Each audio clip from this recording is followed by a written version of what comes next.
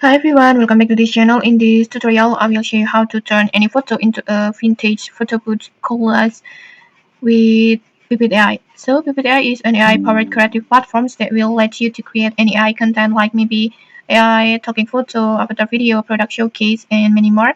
And in here, we will use this tool or this platform to create a creative AI image, the stylish vintage photo booth collage. And if you want to try this tool, you can just click the link in the descriptions to access this tool.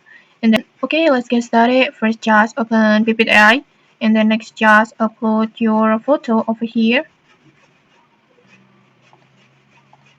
Like this, and then next just write your prompt. Before I already prepared my prompt like this, you can just copy my prompt over here, or if you want, and in here you can also tweak it to match your styles. Just feel free to tweak it, and then after that just choose your AI model in here,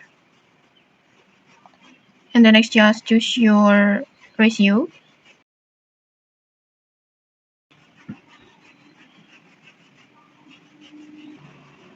and okay, like this you can see it. You can see your photo will turn from into a stylish vintage photo booth like this. I think it's so cool. It looks so incredible. And okay, maybe that's it.